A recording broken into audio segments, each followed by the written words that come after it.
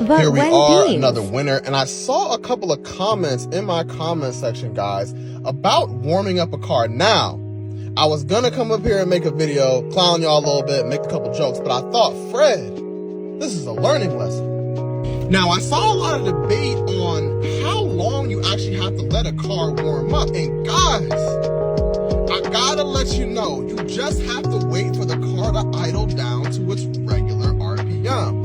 As you can see, we just had an RPM drop.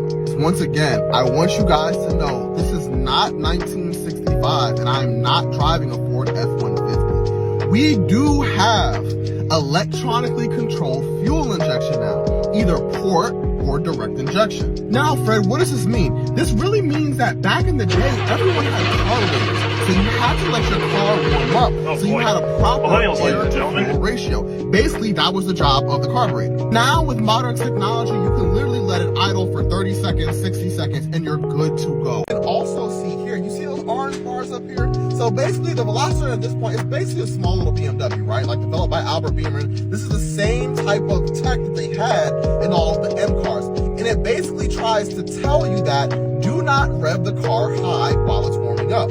As the car warms up, those orange bars will disappear one by one. Why is it trying to tell you this, Fred? Well, oil has a certain viscosity. When it's cold, it gets thicker. The oil has to warm up to its proper operating temperatures so it can get everywhere within the engine so you can actually drive it hard. So this means, guys, when you get in a car, don't rev it like an idiot to try to warm it up. Everybody in the neighborhood look at you like an idiot. I'm gonna think you're an idiot, and you're gonna waste gas. Let the car idle, drive off, keep it under 3,000 RPM, and guys, the car will warm up extremely fast. And after that, you get to have a little bit of fun.